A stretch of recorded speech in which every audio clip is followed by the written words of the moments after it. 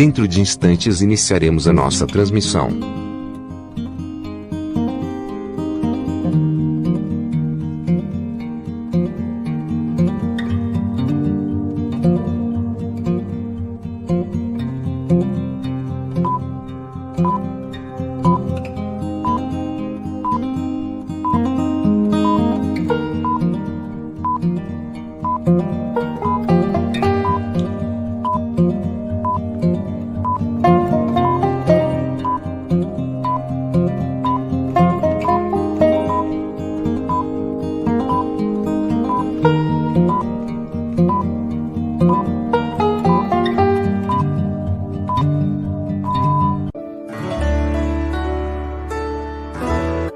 A União das Sociedades Espíritas do Estado de São Paulo, Intermunicipal de Jales, tem o prazer de apresentar Evangelho e Espiritismo.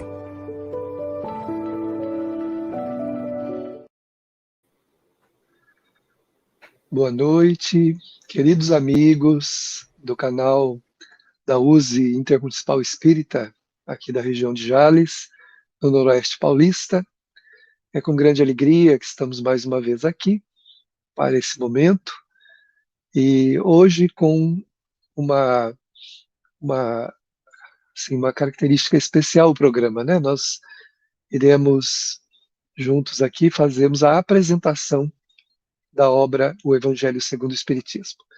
Essa obra que ficou aí durante esses anos e sendo estudada nesse horário, né, por esse canal, com a participação de vários convidados, né, e também com a participação de vocês, queridos amigos, que prestigiaram sempre esse momento, que nos trouxeram grande alegria. Essa companhia nos trouxe muita alegria, nos trouxe, assim, uma satisfação muito grande de poder entrelaçar corações, né, nesse momento, e que muito enriquecedor para todos nós. As perguntas, os comentários sempre foram muito bem-vindos, muito oportunos, e hoje temos essa alegria de termos, no programa passado, encerrado a obra, o estudo da obra, e agora vamos fazer o seu reinício, mas com a apresentação da obra, para que a gente tenha conheça um pouquinho, né, de curiosidades a respeito desta obra. Uma grande alegria mesmo, aqui nesse momento, né, emocionados estamos com esse instante aqui de acolhimento.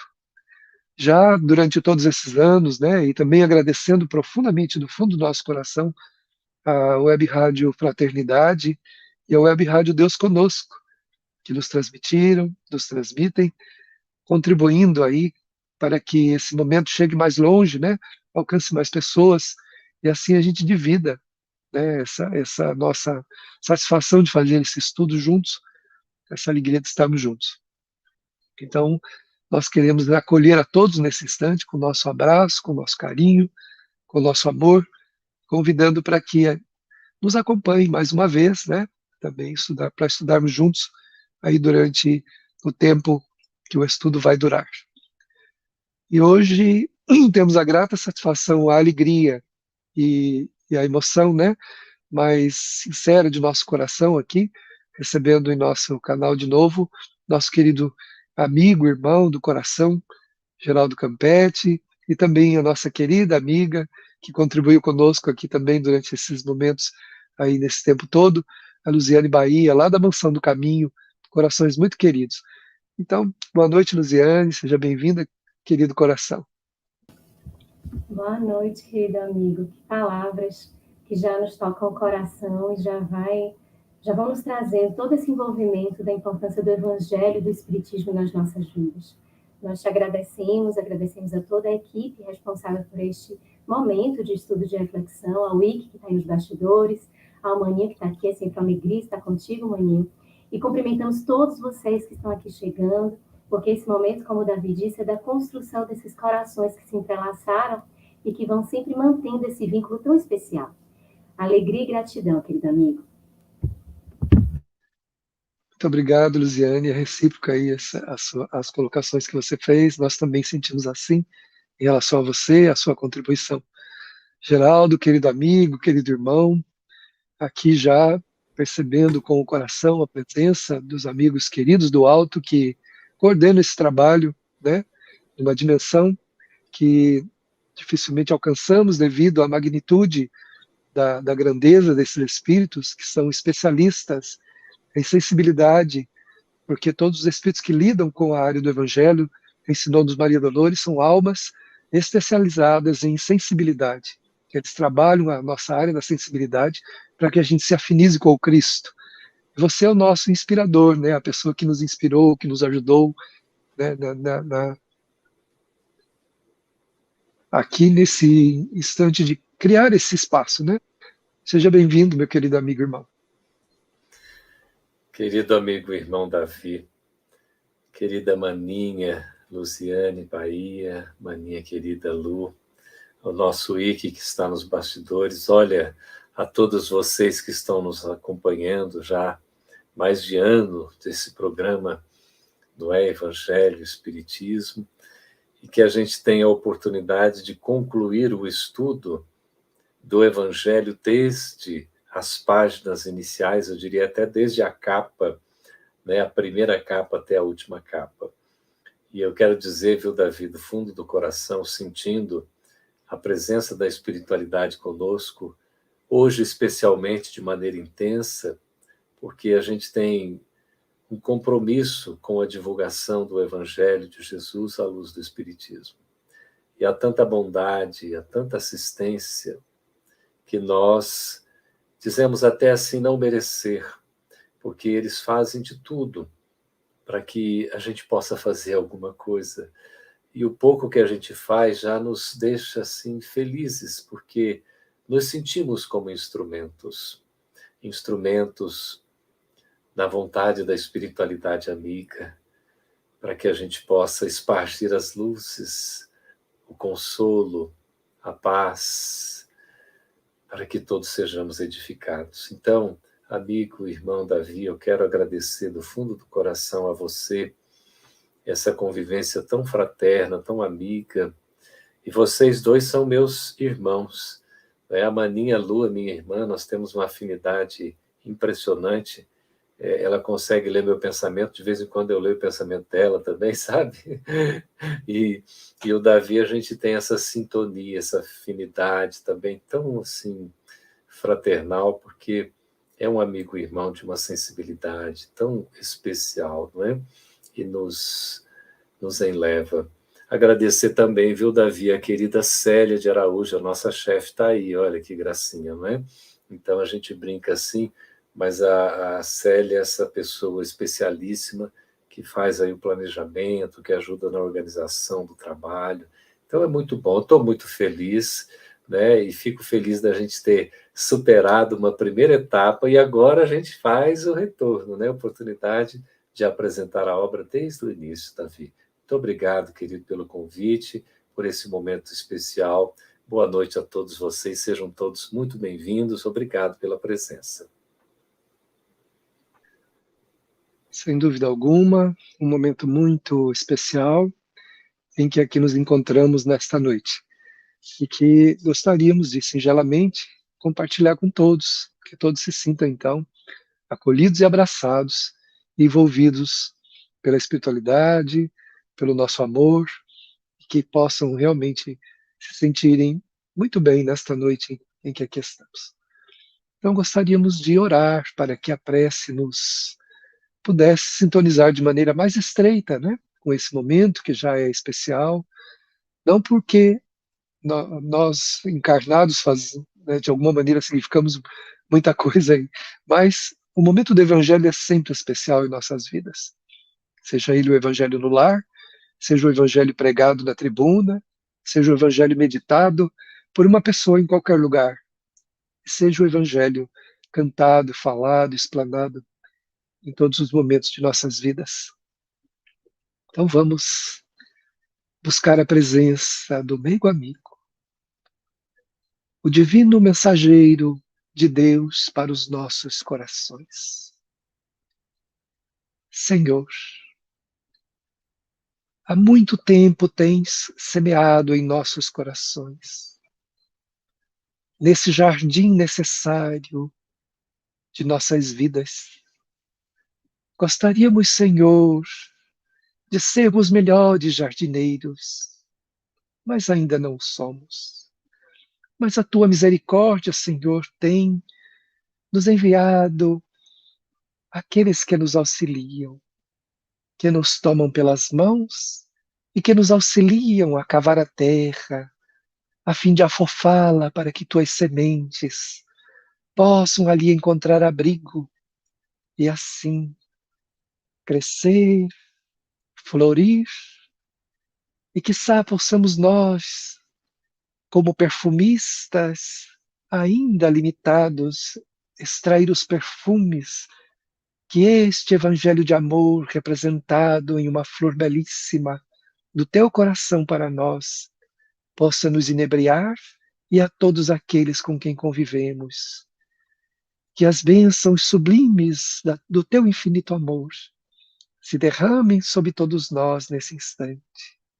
E acolhidos pelo teu coração amoroso, aqui estamos, prontos para o trabalho, desejando, Senhor, cuidar das sementes que nos entregastes. Mas não deixes de nos enviar, Senhor, aqueles que são os reais jardineiros, para que eles possam nos ensinar. Muito obrigado, amigo querido. Estejas em nossos corações, agora e sempre.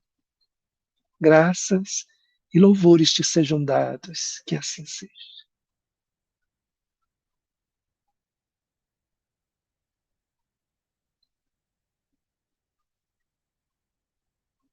Iniciando então a nossa atividade, passamos a direção da atividade para o nosso querido amigo irmão, Geraldo. Muito obrigado, Davi. Olha, gente, quem quiser chorar, viu, pode chorar já desde agora, porque nós já estamos aqui chorando. Vocês fiquem à vontade também, por favor. E o Evangelho segundo o Espiritismo é uma obra especialíssima. Nós vamos lançar um questionamento para vocês, para já irem refletindo e respondendo à medida que nós vamos apresentando esta obra incomparável.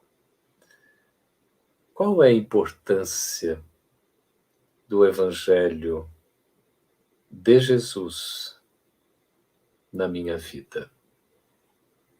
Por favor, vocês pensem e respondam. Qual a importância do Evangelho de Jesus em minha vida? E por que a gente faz a pergunta sobre o Evangelho de Jesus? Eu já lançaria aqui, à medida que a gente vai contando a história desta obra, um questionamento para que a nossa querida Maninha Lu possa explicar a conexão do Evangelho segundo o Espiritismo com o Evangelho de Jesus. Por favor, Maninha, existe alguma conexão? Qual é? É muito importante essa reflexão para que a gente já tenha um ponto de partida em relação a essa obra que recebe esse título a partir da sua terceira edição, o Evangelho segundo o Espiritismo, e que traz essa nuance de percebermos uma boa nova sob os auspícios da doutrina dos Espíritos. E aí percebemos, à medida que vamos abrindo o livro, desde o primeiro instante da capa, das páginas iniciais, nós vamos vendo que é Jesus, sempre. O Evangelho segundo o Espiritismo é o Evangelho de Jesus. O próprio Kardec afirma isto, que a moral do Cristo é quem dá a base para toda a doutrina dos Espíritos. A doutrina dos Espíritos, ela traz de volta, traz rememorando, relembrando, apresentando com ainda mais vigor estes ensinamentos de Jesus que ao longo dos séculos, desde a sua partida, foi sendo minado, às vezes desconsiderado, mal utilizado, mal interpretado, ou até mesmo traduzido, eram tentativas inúmeras de um afastamento do homem, da essência e da simplicidade do Evangelho de Jesus. Mas o próprio Cristo já havia dito que ele encaminharia, que ele enviaria o Consolador prometido e que esse viria para nos trazer estes pontos que ele não pôde falar pela condição humana, mas também trazer elucidações sobre o que ele nos trouxe, sobre os seus ensinamentos. E vem esse livro magistral trazendo de volta esse Evangelho de Jesus. Como a gente sabe, o Evangelho de Jesus tem a biografia do Mestre e tem os seus ensinamentos, anotados pelos 4 evangelistas, Mateus, Marcos, Lucas e João, mas também os Atos dos Apóstolos, também o Apocalipse, também as cartas, que vão compor esses 27 livros do Novo Testamento, e sobre o qual o codificador se debruça em estudo, com toda essa parceria imbrincada com os bons espíritos, para trazer à lume esta obra, que exigiu dele uma meditação, um esforço, um cuidado, uma internalização deste Evangelho de Jesus. Então, o Evangelho segundo o Espiritismo é o Evangelho de Jesus, que volta à humanidade, mas sob este prisma de uma luz de um holofote imenso, para nos trazer essas elucidações, esses aprofundamentos em torno do que Jesus quis dizer, mas muito mais do que Jesus viveu, do que Jesus sentiu, do que ele trazia ao coração da humanidade e deixava como proposta de renovação e de transformação. Que maravilha, não é? A gente pode afirmar, querido Davi, estas palavras da nossa querida maninha Lu, que o Evangelho segundo o Espiritismo está fundamentado no Evangelho de Jesus? A gente pode afirmar isso porque muitas vezes as pessoas interpretam o Evangelho segundo o Espiritismo como se fosse um evangelho à parte, não é? O Evangelho até dos espíritas, que nada tem a ver com o cristianismo, nada tem a ver com Cristo. A gente pode afirmar, Davi, que de fato o Evangelho segundo o Espiritismo é fundamentado no Evangelho de Jesus? E em exatamente no que no Evangelho de Jesus seria fundamentado o Evangelho segundo o Espiritismo? Sem dúvida alguma, Geraldo. A gente pode afirmar seguramente que o Evangelho segundo o Espiritismo é o próprio Evangelho de Jesus à luz da doutrina espírita. Os espíritos venerandos, através da inspiração, auxiliaram Kardec na elaboração dessa obra, né? Lá em Ségor, quando ele então se isola, né? Sem contar para ninguém, ninguém sabia o que ele estava fazendo. E lá ele debruça, se mergulha na essência da mensagem do Cristo e vai trazendo essa mensagem à luz do pensamento da doutrina espírita. Então não é um novo evangelho, né? Muita gente diz assim, o Evangelho segundo o Espiritismo é a Bíblia dos Espíritas, né? É o Evangelho dos Espíritas. Não, não é o Evangelho dos Espíritas. É o mesmo Evangelho de Jesus, comentado, ampliado no seu entendimento, à luz do pensamento dos Espíritos. E ele contém, então, toda a parte consoladora, né, da mensagem de Jesus, a moral de Jesus, que nesses 28 capítulos, então, nós vamos encontrando desenvolvido ali para o nosso estudo, para a nossa meditação, para a nossa reflexão. Então, é um momento muito especial, né, o Evangelho. E é tão, assim, interessante, né, que eu vou contar um fato aqui interessante, uma amiga querida nossa, que já desencarnou, inclusive, nós temos o hábito de, nos samaritanos, irmos aos lares, visitar pessoas que estão acamadas, né, que não pode vir à casa espírita, e a gente foi numa dessas visitas e uma querida amiga, muito, muito espontânea, muito simples, né, e na hora do evangelho, então, ele não foi levado um exemplar, porque achavam que a família tinha, a família não tinha. Então, a pessoa que estava conosco pediu o Novo Testamento, e pegou o Novo Testamento e abriu. Coincidentemente, caiu na parábola do semeador. E a pessoa leu, né, foi feita a leitura tal, e fazendo essa leitura da mensagem, terminada, ela indagou a pessoa que leu, mas onde está a explicação dos espíritos aí embaixo, né? Aí a pessoa disse assim, isso aqui é o Novo Testamento, não tem aqui a explicação dos espíritos, né? Aí que foi cair a fichinha dela, ela foi entender, né? Se ela estiver nos ouvindo do mundo espiritual, ela vai estar rindo dessa situação, porque a pessoa também ficou olhando, né? Da família, não entendeu nada, e nós nos rimos ali, brincamos, né? Porque isso se arraiga tanto a nós, né? A nossa natureza, vemos os textos de Jesus explicado também à luz da doutrina espírita, com os comentários dos espíritos, que quando a gente não encontra esses comentários, a gente fica perguntando, mas né, como é que a gente vai entender isso, né? E a gente percebe, então, ali essa sublimidade do Evangelho, né?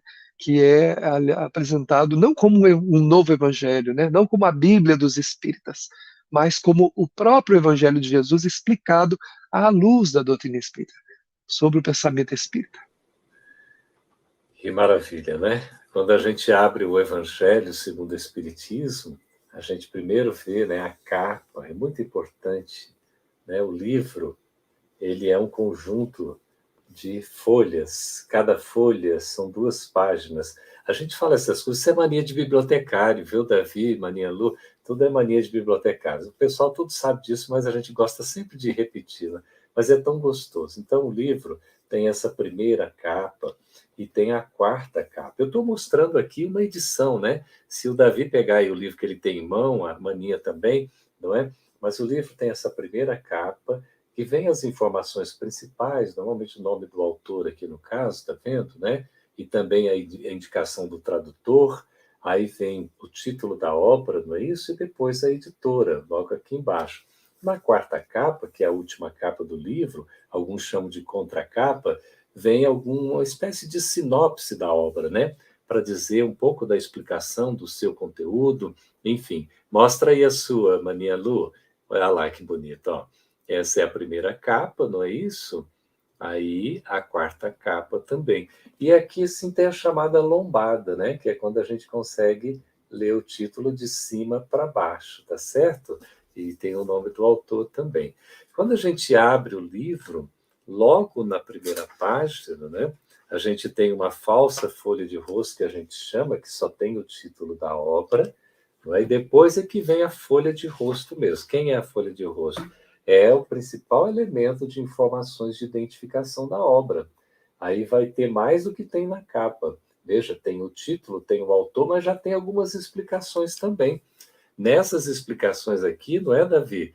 Vai dizer exatamente, olha, o Evangelho segundo o Espiritismo, com a explicação das máximas morais do Cristo, em concordância com o Espiritismo e suas aplicações às diversas circunstâncias da vida.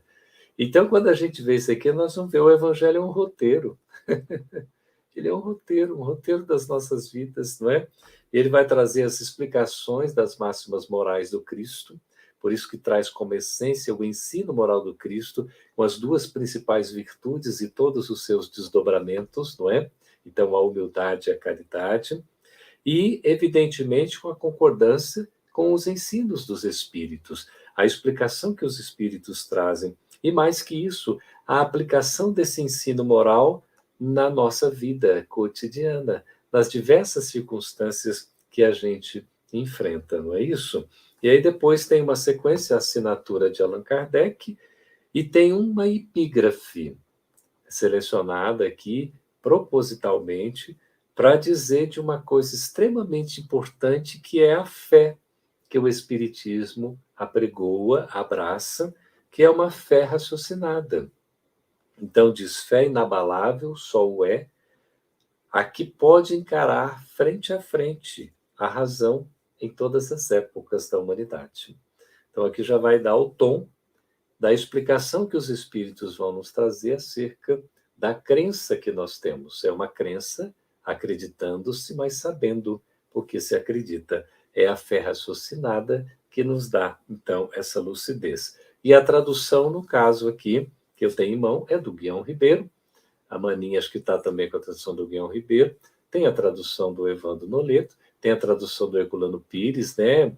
O Davi, acho que tem uma tradução do Herculano Pires. Eu tenho uma também dele aqui, As traduções tem Salvador Gentili, são muitos os tradutores. Aí você pode ler aquela que, né, é mais da sua afinidade. Eu queria, antes da gente folhear aqui o Evangelho, nas suas primeiras páginas, trazer algumas curiosidades. Eu não sei se o Wiki consegue projetar uma imagem, Wiki, por favor. Vocês, olha, aqui mesmo está aparecendo, está tudo colorido, né? Mas vamos fazer a leitura desse trecho aí. Eu vou ver. Ô, Davi, você está como médium vidente também? Será que a gente consegue ler? Vamos ler cada trechinho sem pressa, porque é algo, gente, é provável que essa informação que está na tela, a maioria de nós esteja vendo e escutando pela primeira vez na vida. Olha só como esse programa é especial, especialíssimo, quando a gente retoma o início do Evangelho na explicação do seu conteúdo. Então, Davi, o que nos diz aí? Vamos ali ao primeiro trecho, por favor. Vamos à leitura, então, do primeiro trecho. O título, Imitação do Evangelho segundo o Espiritismo, foi antecedido por outro, As Vozes do Mundo Invisível, que estava no prelo em 1863, conforme a 6ª edição de O Livro dos Médiuns daquele ano. Comprova o fato a Revista Espírita de abril de 1864, página 133, FEB, tradução de Evandro Noleto Bezerra. Muito bem, Davi. Uma nova obra... Daqui a pouquinho a gente lê esse trechinho da tradução do Evandro, da Revista Espírita. Olha só que curiosidade que a gente vê. Qual foi o primeiro título da obra O Evangelho segundo o Espiritismo?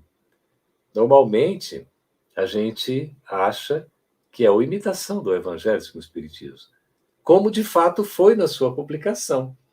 O livro foi publicado, pode trazer a gente de novo, Wiki, aí depois você volta com o texto.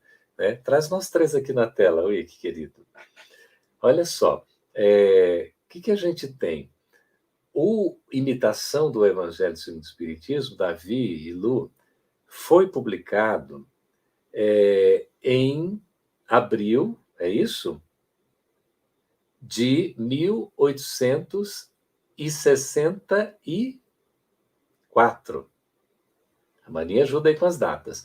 Veja, gente, é a primeira edição. A primeira edição do livro, que não era como a edição que nós temos hoje. Então, saiu a primeira edição em 1864 com o título Imitação do Evangelho segundo o Espiritismo. Mas antes, Davi, o que você estava lendo, que é a grande revelação para nós, é que foi cogitado um outro título. Volta para nós, Zique, por favor, para o Davi continuar lendo. Esse título que foi pensado antes, olha que curioso o título, As Vozes do Mundo Invisível. Como é que a gente sabe disso? Porque quando, gente, foi feita a 6ª edição do Livro dos Médiuns, daquele ano de 1863, já saiu, era costume sair a divulgação, ou na quarta capa assim, do livro, saiu uma relação com os títulos, ou às vezes umas folhas mais ao final da obra, divulgando o que virá, o que viria. Então, já tinha sido anunciada a obra, As Vozes do Mundo Invisível, em 1863. Veja lá. E isso está confirmado, comprovado. Agora o Davi continua a leitura do texto que foi publicado por Allan Kardec na Revista Espírita, não é, Davi? Sim, então vamos ver o texto, então. Uma nova obra do Sr. Allan Kardec, mais ou menos do mesmo volume de O Livro dos Espíritos, está no prelo desde dezembro.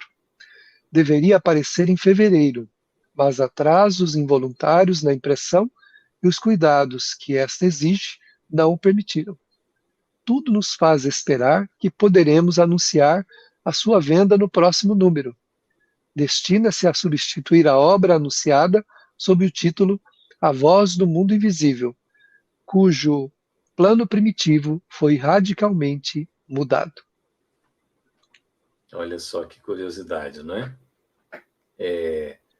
Ele já estava prevendo que no próximo número da revista, que a revista era mensal, todo mês saía o número, né? Estava falando ali no número de dezembro de 63, já de janeiro de 64 ele esperava já anunciar, então, realmente a edição, a nova, né? A edição, na verdade, desta nova obra, que seria a terceira obra da codificação.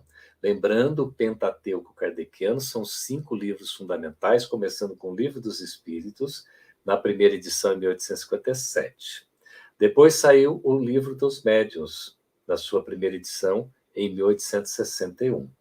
Depois o Evangelho segundo o Espiritismo, a primeira edição em 1864.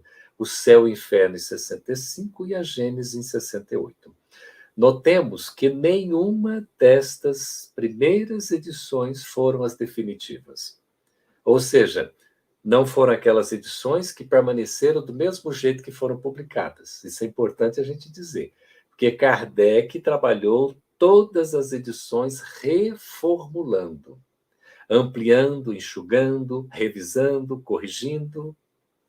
Isso sob a orientação da espiritualidade. Assim aconteceu com os 5 livros do Pentateuco, sem exceção, todas trabalhadas pelo senhor Allan Kardec, o codificador do Espiritismo. Sem exceção, todas foram trabalhadas. Não tenhamos dúvida, porque já tem a comprovação pelas pesquisas históricas e comprobatoriamente pelos documentos encontrados da época em que Kardec ainda estava encarnado entre nós. Então, não tenhamos nenhuma dúvida quanto a isso. E não nos deixemos envolver em qualquer falsa informação, qualquer polêmica ou qualquer história bombástica para trazer qualquer ruído para que a gente tenha ou queira se abalar a estrutura da codificação, que nunca vai acontecer. Apesar de muitas tentativas infelizes e, graças a Deus, malogradas. Que esses infelizes perturbadores coloquem a mão na consciência e reflitam a oportunidade de evoluir, antes que façam ainda maiores males a si mesmos. E aqueles incautos que os acompanham, que não são poucos, infelizmente. Então, vamos buscar a informação séria. O Evangelho segundo o Espiritismo é uma obra belíssima. O Livro dos Espíritos, publicado em 1857, a segunda edição, que é definitiva, é de 1860. Ok? O Livro dos Médiuns, aí estava sendo publicada mais uma edição. A primeira edição é de 1861 e a segunda edição é também, aí no caso do segundo semestre de 1861. Depois nós vamos ter o Evangelho segundo o Espiritismo, que é o objeto aqui do nosso estudo. Primeira edição foi em 1864. Com o título de Imitação do Evangelho segundo o Espiritismo. Mas foi pensado, planejado anteriormente com esse título. Qual é o título mesmo? As Vozes do Mundo Invisível. Pouquíssimas pessoas sabem disso. Se alguém já sabia aí, por favor, pode dizer, tá bom? Ah, já tinha essa informação, que beleza. Quem não sabia também diga que não sabia. Vamos ver, fazer uma enquete rápida. E aí, nós temos a primeira edição publicada já com o título de Imitação do Evangelho segundo o Espiritismo, 1864. Um ano depois, 1865, foi feita a segunda edição, com uma alteração do título da obra, que passa a ser o Evangelho segundo o Espiritismo, não mais imitação de o Evangelho, passa a ser o Evangelho segundo o Espiritismo. A única mudança, Davi, que aconteceu da primeira para a segunda edição, de 64 para 65, foi o título, apenas o título. Agora, a edição definitiva foi a terceira, que é de 1866. Essa sofreu, como outras obras anteriores, o Livro dos Espíritos e o Livro dos Médiuns, sofreu grandes mudanças. Reestruturação, reorganização de conteúdo.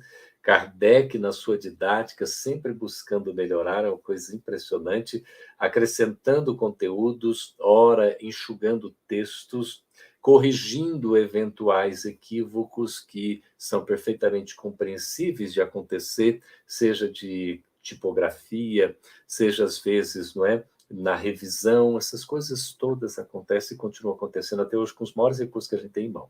Imagina aquela época. E aí nós temos depois o Céu e o Inferno, que também vai ter a primeira edição em 65, e depois teve várias edições para chegar à quarta, como sendo a definitiva. E a Gênese, que foi publicada em 65, teve a segunda edição, chamada edição, mas foi só reimpressão. A segunda, terceira e quarta reimpressões da Vi e Maninha Lu, queridas e queridos que estão nos acompanhando, todas elas aconteceram em 1868. Impressionante. Janeiro foi a primeira, fevereiro foi a segunda, a terceira foi em março, a quarta estava ali nesse ano ainda. A quinta edição, aí que gerou toda aquela questão, né, afinal de contas, vai surgir um pouco depois, não é isso? Mas ela surge antes da desencarnação de Allan Kardec, no dia 31 de março de 1869. A quinta edição que Kardec revisou, reescreveu muitos pontos, que a obra mais escrita por Kardec da sua lavra é a Gênese, então veio a lume. Então, comprovando esse trabalho de sabedoria do codificador, materializando o Espiritismo entre nós. Aqui foram pequenas pinceladas históricas, graças à pesquisa do nosso querido Jorge Brito, estudioso, historiador, que faz parte da nossa equipe de memória e documentação da Federação Espírita Brasileira. Fica os créditos aqui, porque é um pouco de curiosidade, que eu me encanto quando eu fico sabendo dessas informações, porque a gente vê, Davi, o planejamento da espiritualidade, não é? Ok, meninos, queridos, se vocês gostaram aí desse histórico, façam aí as suas manifestações, por favor. Olha, e continua a pergunta, não é? Está aí o trecho, né, que foi lido. Veja, as vozes do mundo invisível, imagina, né? Depois acabou saindo como imitação do Evangelho segundo o Espiritismo e mudado o texto para o definitivo no seu título, o Evangelho segundo o Espiritismo. Maninha Lu e Davi, eu queria que a gente, pegando aqui o sumário da obra, que é uma espécie de cartão de visita, de apresentação da obra, vocês comentassem um pouco, podemos até dividir, né? Você, Maninha Lu, começa falando, depois o querido amigo e irmão Davi continua, para a gente ter uma panorâmica, uma visão geral sobre o conteúdo dessa obra na apresentação do seu sumário, por gentileza. O Evangelho segundo o Espiritismo, e depois dessas curiosidades maravilhosas, que realmente elas nos encantam, que vão mostrando todo o trabalho árduo do codificador em conexão com a espiritualidade, e toda essa oportunidade de trazer à lume esses conhecimentos dos espíritos, mas sob o direcionamento deles, sobre essa verdade que é universal e que é divina. A gente encontra aqui no sumário, tem a explicação da editora, inclusive sobre essa terceira edição, sobre o título Imitação do Evangelho. A gente encontra também um prefácio lindíssimo, e acho que se a gente puder fazer a leitura ou comentário, nem que seja breve, oportunamente também, é importante que a gente faça, porque é um prefácio do Espírito de Verdade, e que traz ali o caráter da doutrina, a finalidade dessa obra, o que esse livro se predispõe a nos trazer, sobre essas palavras do Espírito de Verdade. Vem uma introdução, que é uma introdução que traz o objetivo da obra, a autoridade da doutrina espírita, o controle universal, notícias históricas, por que a doutrina de Sócrates e Platão são precursoras em relação à ideia cristã e o espiritismo, enfim, o resumo dessas doutrinas. E depois a gente vai passando pelos capítulos. Se a gente observar, esses capítulos vão trazendo bem esses princípios da doutrina dos espíritos ali sedimentados nos ensinamentos de Jesus.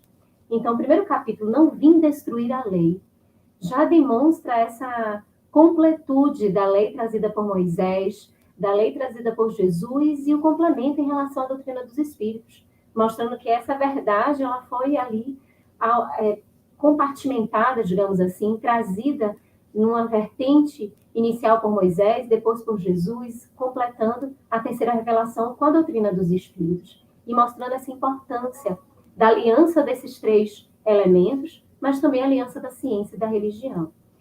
Meu reino não é deste mundo, e é uma frase do próprio Jesus. Meu reino não é deste mundo. E traz para a gente o olhar dessa vida futura, a acepção que Jesus trazia com esse reino, apresentando esse reino para a gente, o ponto de vista, porque faz toda a diferença, a gente olhar esta vida sob esse ponto de vista do Evangelho. Quando o Maninho faz a pergunta, qual a importância do Evangelho para a gente, eu me pergunto o que seria a minha vida sem o Evangelho. Como é que eu iria caminhar? Quais seriam os meus passos e as minhas decisões sem o Evangelho? Porque se com o Evangelho a gente já faz as atrapalhações, já traz as dificuldades para si mesmo, como é que seria a minha vida sem o Evangelho? E aqui mostra um pouquinho dessa realeza, desse reino dos céus, desse mundo que Jesus apresenta para a gente. Vai seguindo para as muitas moradas na casa de meu pai, que também é um dos princípios da doutrina, dessa pluralidade dos mundos habitados, e toda essa dimensão do qual o significado dessas muitas moradas, qual a questão do progresso dos mundos, da destinação da terra, e vai trazendo toda a percepção acerca dessa temática das muitas moradas na casa do pai. Ninguém pode ver o reino de Deus se não nascer de novo, mas um dos princípios espíritos, a própria reencarnação, que é tão dito, mas Jesus não falou de reencarnação. Mas como não? Ninguém poderá ver o reino de Deus se não nascer de novo. Então não é só encarnar, é encarnar e reencarnar, como nos ensina o Livro dos Espíritos. E aqui, Kardec, com os Espíritos, vão trazendo essas lições acerca da reencarnação, fortalecendo tudo em nós. Os laços, os ensinamentos, os aprendizados, os efeitos dos equívocos, e assim a gente vai caminhando. Aí a gente chega no capítulo 5º, que é o segundo maior capítulo desse livro. O primeiro maior capítulo é a prece, a coletânea de preces, que a gente terminou na semana passada o estudo, né? E aí vem o segundo maior capítulo, que é esse aqui, Bem-aventurados os aflitos, onde a gente encontra um manancial de instrução do codificador e um lastro incrível de instruções dos espíritos, nos ensinando a que nós lidemos com as nossas aflições. Como é que a gente lida com a dor, com o sofrimento, como é que a gente consegue se desvencilhar e trazer, de uma certa forma, racionalidade, essa fé raciocinada para a nossa percepção. E aí vai caminhando, logo depois, olha o didatismo, né? A gente vai percebendo a cadência, a construção do raciocínio. A chegar, a gente sai do Bem-aventurados aflitos e chega num dos capítulos mais lindos desse livro, que é o Cristo Consolador, onde a palavra que é do Espírito de verdade. E a gente encontra as suas mensagens, trazendo toda essa instrução de como é que a gente deve olhar esse Consolador prometido e esse advento do Espírito de verdade. E assim a gente vai continuando, mas aí eu vou passar para que o Davi também traga um pouquinho desse prefácio para a gente. Muito bom. Muito bom. Eu estava aqui ouvindo a Luziane, quase implorando, continue. Ouvindo as suas colocações tão assim, ponderadas e sublimes aqui, né? E, sem dúvida, né? Você estava falando do capítulo 5º, né? Que é onde a gente fala das aflições, do sofrimento, né? Porque será que é um capítulo longo, né? Então a gente vai percebendo a questão do sofrimento mesmo, uma coisa bastante interessante na Terra, que é uma das características desse mundo, né? De provas e expiações. Aí nós vamos encontrar aqui no capítulo 7º, então, bem-aventurados os pobres de espírito, falando então do orgulho e da humildade. Então a gente aprende sobre o orgulho e a humildade, a necessidade, né, desse sentimento tão sublime que é a humildade, e quão mal nos faz o orgulho, discorrendo então aqui com muita propriedade, né, a respeito desses sentimentos, né, do orgulho, mostrando o valor e a grandeza da humildade, para que a gente consiga então sintonizar, né, com os benefícios que a vida, né, nos traz quando nós conseguimos olhar a vida pela ótica da humildade, né? Como todos os capítulos, sempre tendo aqui o Evangelho, quase todos eles, pelo menos, né? Temos o Evangelho de Jesus, né? A fala dos evangelistas, temos também as ponderações de Allan Kardec, e a gente vai encontrando também as instruções dos Espíritos, onde eles também, então, trazem para nós as orientações a respeito das necessidades humanas, né? E encerra esse capítulo com uma coisa muito interessante, né, que é a missão do homem inteligente na Terra, né, para mostrar que mesmo que a gente seja uma sumidade, né, de inteligência, esse saber tem limites muito estreitos, né, muito pequenos no mundo em que nós habitamos, que não é o saber propriamente que nos dá realmente a referência do amor e do bem, né, para os outros, mas justamente o bom uso dessa inteligência, porque se a gente fizer mau uso dela, né, nós teríamos problemas no futuro, voltaremos à Terra em grandes dificuldades, né? Aí vamos para o capítulo 8, que é bem-aventurados aqueles que têm um coração puro, né? Então vamos encontrando aqui também a pureza de coração, dizendo que a gente vai ver Deus, né? E a ilusão da criatura humana de achar que realmente vai ver Deus com os olhos, né?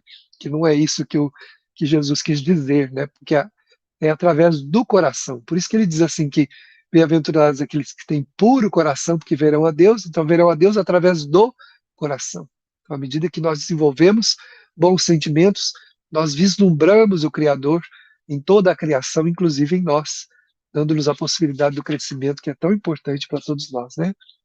E ele vai caminhando, né, falando da verdadeira pureza, das mãos lavadas, né, que a gente precisa realmente trabalhar a pureza de coração. Claro, como disse uma pessoa uma vez, vocês acham, vocês espíritas, que nós vamos sair da Terra puros? Eu disse, não temos essa pretensão, mas podemos sair com o coração purificado, com boas intenções, né? O trabalho do sentimento, com as boas intenções, purificam o coração, aquele estágio em que nós nos encontramos de compreensão das leis divinas. Lógico que não sairemos da Terra puros, porque nem é a Terra nossa destinação final, né? Aí a pessoa silenciou, né, tal. E a gente vai vendo aqui nesse capítulo ainda sobre as crianças, Jesus fazendo uma comparação, né? Não está dizendo que a gente tem que as crianças vão ser salvas, mas dizendo que aquele que se assemelhar à criança, esse então será salvo, esse então entrará no reino dos céus, que na verdade é tomar posse desse reino no próprio coração, na própria alma, na própria vida, né? Não é um lugar onde nós podemos imaginar. Ainda temos então aqui o capítulo 9, bem-aventurados aqueles que são brandos e pacíficos, né? E olha que interessante. As pessoas acreditam que a violência e que a gente tem que ganhar tudo na força, né? Que na violência e na arrogância, na prepotência, e Jesus fala que os brandos, né, possuirão a terra. Então só ficarão aqui nesse mundo os brandos. E há quem acredite ainda que a terra vai deixar de existir. Mas então essa fala de Jesus não teria sentido algum, porque ele nos fala que os brandos possuirão a terra, mas que terra, se a terra fosse ser destruída? Então Jesus faz aí uma projeção para o futuro, dizendo que aqui ficarão os mansos, né, os brandos, os pacíficos, né, que ainda serão chamados filhos de Deus. E aí vai trabalhando a doçura, né, que são todos sinais de fraqueza na terra, a paciência, e a resignação, a obediência. Ninguém quer ser obediente, né? Não queremos. Resignação e obediência é quase uma ofensa para alguns tipos de pensamentos neste mundo. A cólera. Então vamos percebendo quanto sermos dóceis à lei divina nos trará essa plenitude que nós precisamos e a alegria, a felicidade que nós tanto almejamos, que não conseguimos de maneira alguma com a violência, né? Porque o reino dos céus não será conquistado pela violência, pelo mal, né? Na prática do mal, e submetendo o nosso irmão aos nossos ditames. Não é assim, né? Então entregamos aí a palavra ao nosso querido Geraldo para que ele continue também aí falando para nós. Que benção, né? A gente vai vendo no sumário, né, gente, com uma riqueza da obra. A gente tem na sequência aqui que a gente vê vários capítulos que Kardec traz, não é, Maninha, com textos do Sermão da Montanha, iniciando aqui pelas bem-aventuranças. Então, bem-aventurados os que são misericordiosos, porque alcançarão misericórdia. A gente vai ver como a atualidade desse tema, não é, Davi, tão importante, a necessidade do perdão, da reconciliação, né, de nós não julgarmos o nosso próximo, da gente usar, então, da tolerância, da indulgência, extremamente relevante isso, e como é necessário na atualidade em que a gente está enfrentando tantas dificuldades, né, na relação, tantos discursos, né, e ações de ódio. Por isso que o capítulo 11 vem falar do amar o próximo como a si mesmo.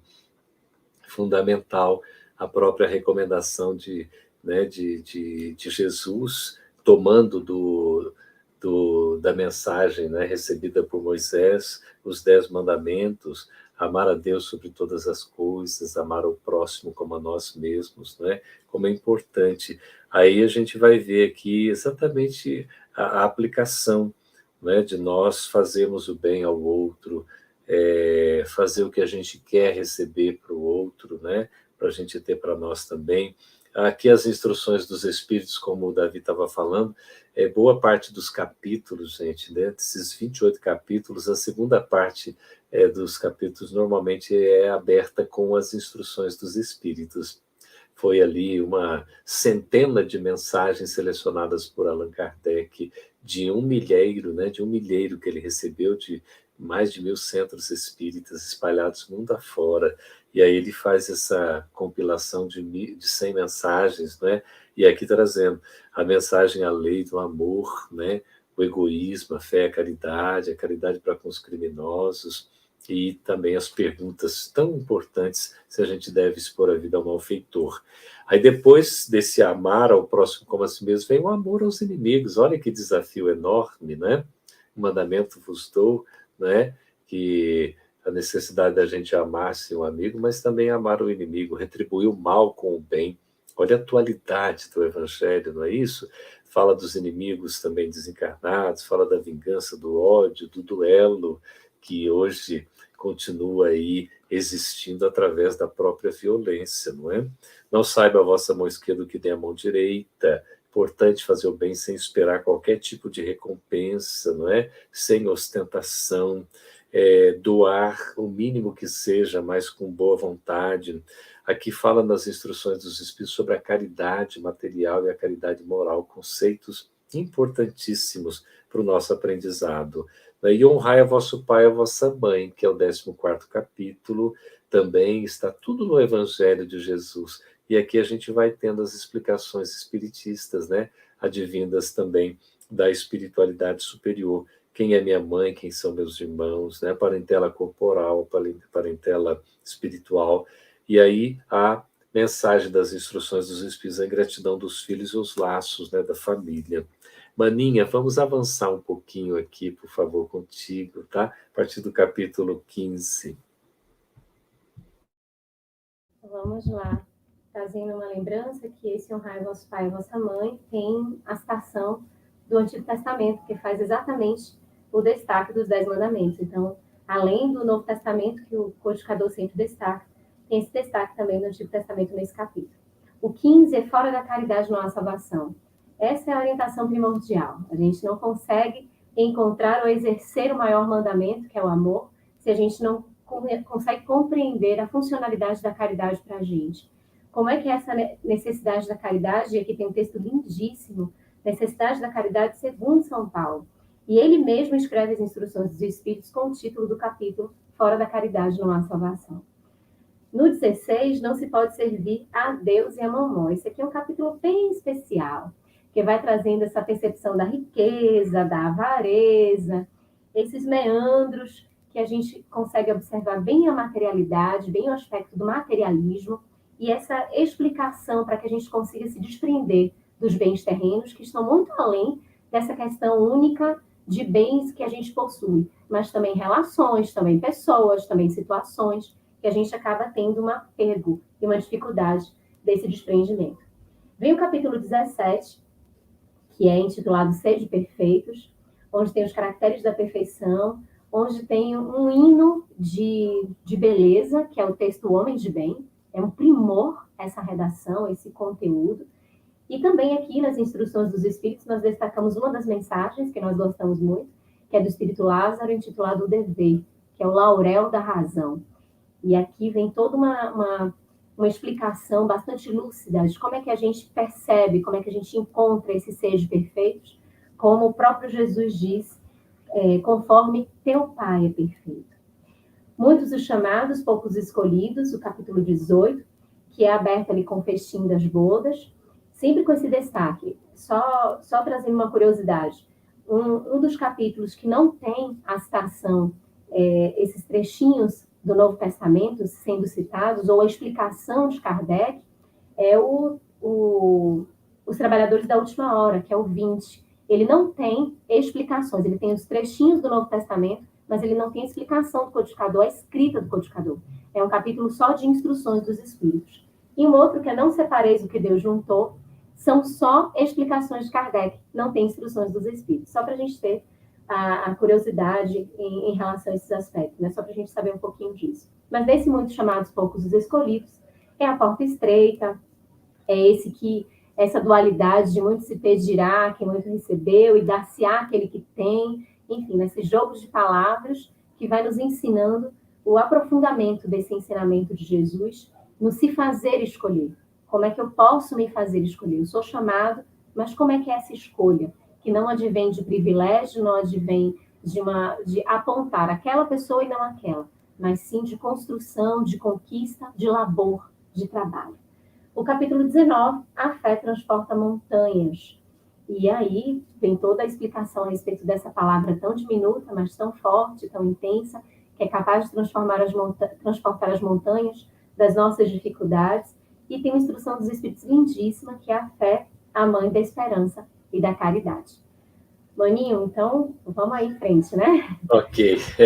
A minha proposta, Davi, olha só que maravilha, né?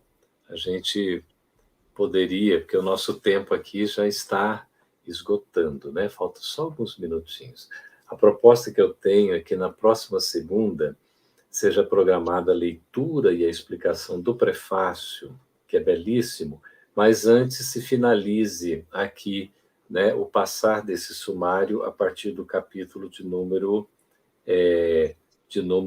20, é isso? Vai ser o 20. 20. A gente finalizou Tá no certo? 19. A gente deixa anotado, né? O time que tiver escalado faz aqui uma rápida explicação sobre os capítulos, finalizando o sumário, e aí já vai fazer exatamente essa parte inicial, sobretudo com o prefácio do Espírito da Verdade, que é riquíssimo, merece ser lido, comentado passo a passo, como a gente fez, inclusive, não é? A gente vai rememorar, não é, Davi, querido?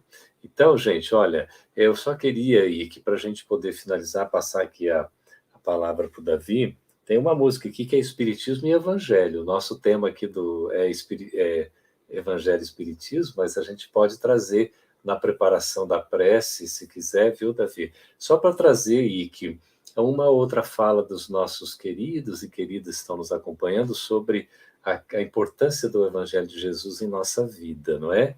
Ou em minha vida. Vamos trazer aí alguns, só para a gente ler, não é?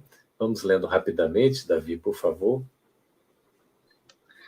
A Roberta Cota nos diz: o Evangelho segundo o Espiritismo vivido vai trazer bem-estar biopsíquico, social, por ser o próprio Evangelho de Jesus.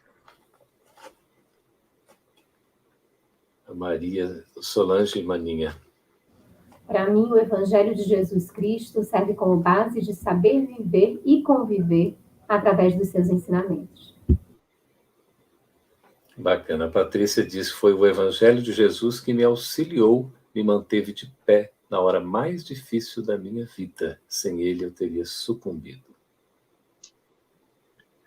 A Rivane diz assim: a importância do Evangelho em minha vida está em ser meu lume, meu alimento, meu refúgio.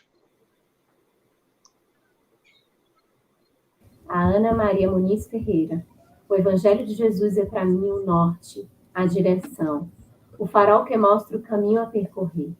É o amor encarnado vivendo na prática o maior mandamento de Deus. Isso mesmo. A Célia diz: o Evangelho é direcionador, o roteiro seguro de minha vida e minha família.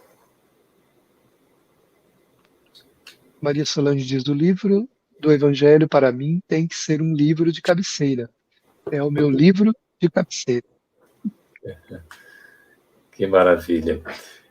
Vocês estão me ouvindo bem? Está dando para ouvir? Perfeito? Sim. Davi, será que a gente canta música? O que você acha? Sim, vamos cantar, sim. E já ela fica como a nossa prece, né? Fica como a canção que vai nos envolver para o encerramento. Então tá bem. Vou ver aqui agora o telefone. Vocês estão ouvindo o violão também?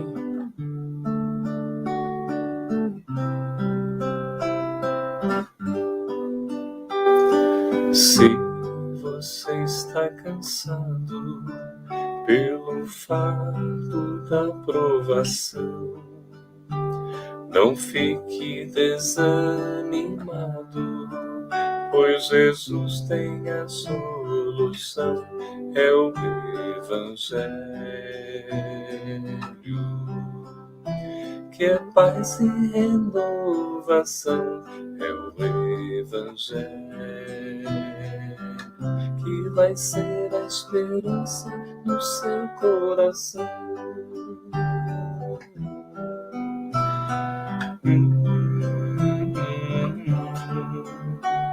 Se você quer entender o porquê da sua aflição, busque em uma doutrina que lhe explica tudo com razão, é o Espiritismo, que é paz e renovação, é o Espiritismo, vai ser a esperança no seu coração.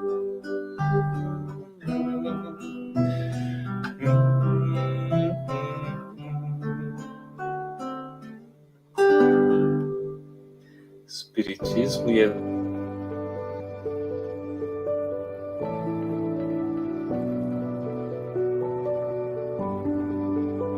a União das Sociedades Espíritas do Estado de São Paulo, Intermunicipal de Jales, apresentou Evangelho e Espiritismo. Na próxima semana estaremos de volta.